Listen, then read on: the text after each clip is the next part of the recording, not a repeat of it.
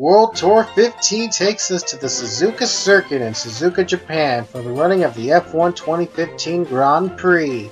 2 races in 1 race weekend, each have 21 cars. As always, the first race has drivers numbered 1 to 23. The second race will have drivers 24 to 99. We had our first caution in race number 1 as the 10 and 11. Those are Roman Ray Hall and Isaiah Bernash. They both got together.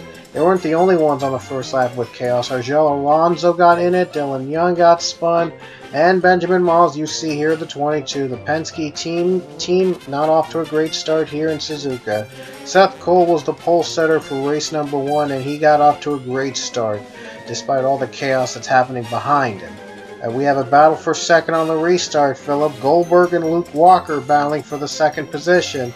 These corners are pretty slippery, so one mistake could send a driver to spinning out of the track. So they got to be very, very careful with these corners. There's not a lot of room on the road, and if they get too high or too low, they could get stuck in the sand. And Philip Goldberg is able to navigate through those treacherous corners to take the second position away. But here comes Johnny Gardner. Johnny Gardner using the bottom line for the lead. The final corner, it's one of the best lines to pass, believe it or not, in this track. This is one of the very few road courses that has a lot of passing opportunities for these drivers, and that's why we keep coming back here for the World Tour. And Johnny Gardner still trying to get an advantage over Philip Goldberg. Goldberg fighting back, though. That allows Seth Cole to pull away. So Seth Cole, thanks to the battles for the second and third position, he's able to pull away to over a second lead.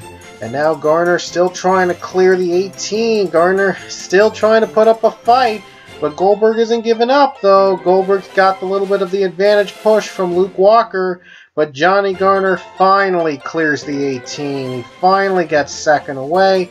And now Goldberg's going to have to battle for third place against Luke Walker coming down near the start-finish line. We didn't have our second caution until 10 laps to go, and here's why.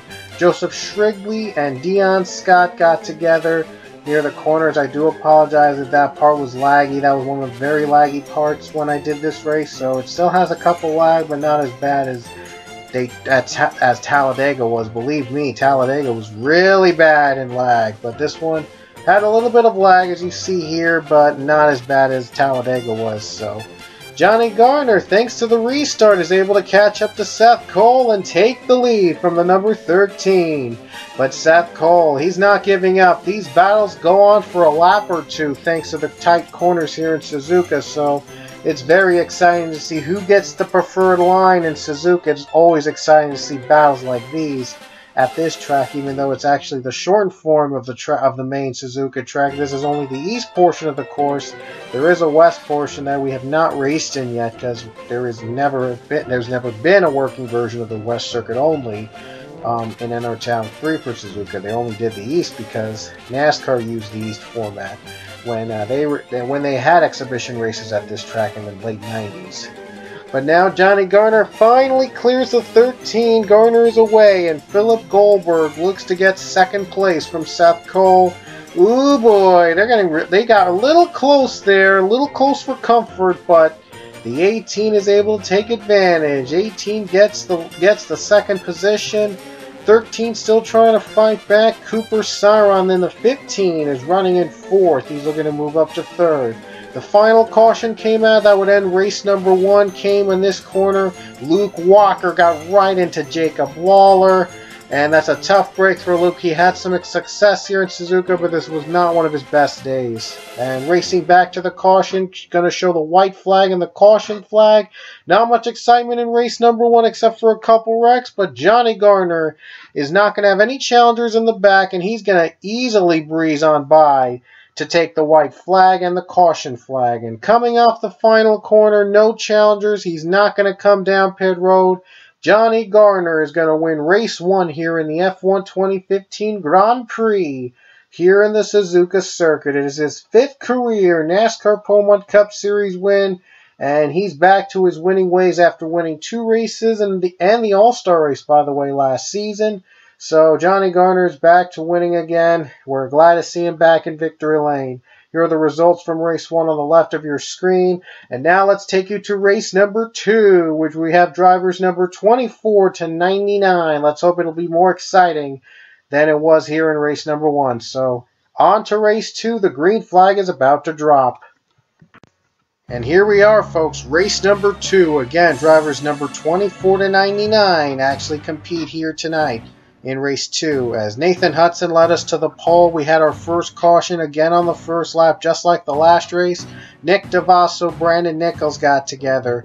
Nathan Hudson, though, he did have a battle against Pichu, but Pichu was able to get the better line from the 24 and take the lead. And now Hudson's going to have to battle with his own teammate, the 88 of Chloe Baker. They're battling for second here. Both Hedrick cars are actually supposed to be teammates because they're in the Hedrick team. And the 99 Pichu pulls away. Another chance for the 88 to get in front. Actually, the 88 took second, but she's not able to catch Pichu to the caution flag, racing back. And on the restart, though, Nathan Hudson would get his revenge as he's going side by side with his own teammate for the lead, for the second position, I mean. I was going to say for the lead, but this is for the second spot. Pichu has the lead. He's off to a great start. And the 2024 gets away from the 88 for now. Oh, but Chloe Baker, she's still got some firepower in her. Here she comes. And Nathan Hudson, though, yes, he has the better line. Hudson takes the lead. Takes the second position away. I always say battle for the lead. My goodness. I apologize. Anthony Lopez, as he comes out of nowhere to take second from Nathan Hudson. Anthony Lopez breaks up the Hedrick Brigade. And Lopez is now battling for second in the Dream Machine. Here he comes on the bottom. Oh boy. He's forcing Nathan Hudson up high. And the 55 looks to complete the pass on the 24. It's going to be pretty tight. Here they come down one of the corners, and the 55 takes second. Hudson, oh no, Hudson gets spun by his own teammate. Oh, his own teammate just spun him out. He's flipping upside down. Eric Powers got into a mess of his own after that. Oh man, 2 Hedrick cars already out of the race because of the incident.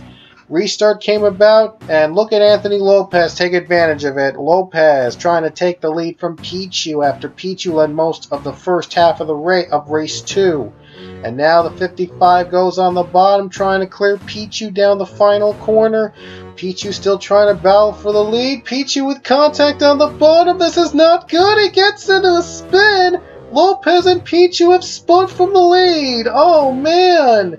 They were battling for the lead, and Pichu had contact with the 55, dragged him down, and they both wrecked out. And I'm surprised no other driver got involved in the mess. My goodness, how were they able to avoid the 55 and 99? Wow. Well, halfway through with 10 laps to go in race number 2, the new leader is Zach Goldback. And a battle for second behind him, Connor Breton and Joshua Balkin. We have new competitors for the win now, a completely different race than what we had earlier today. Boy, is this interesting. So race 2 had some more twists and turns than race 1 had. Oh no, Ryan Casey, he got spun. Oh, Casey got dumped. Oh no, bigger wreck, another Hedrick car's involved. David Johansson. Johansson got spun on the same corner. Racing back, well, no caution would come out, though, for any of those incidents. I'm surprised. No caution came out. Battle for second here. Connor Breton looks to hang on over the 42. Thanks to the battles for second, Zach Goldback has been able to pull away. Ooh boy, Connor Breton, my goodness, nearly got loose there. But here's the 42, Joshua Balkin, trying to take second. Oh man, more contact, more paint rubbing. Oh no, we see Sean Harpel and Jordan Davis get together. They got together to bring out our next caution, and that's going to change everything. Oh boy, Anthony Lopez spun again. Pichu just side dumped him. I guess he was pretty mad at what happened earlier with him. He lost the lead to Lopez, and then they both spun out to bring out our third caution. This was our fourth caution, by the way, in race 2. So one more caution than our last race. And this restart allows Joshua Balkin to challenge the 78 for the lead. Goes on the bottom right now. Ooh, contact again. And they kept it together somehow. Man, these drivers just race really close here at Suzuka.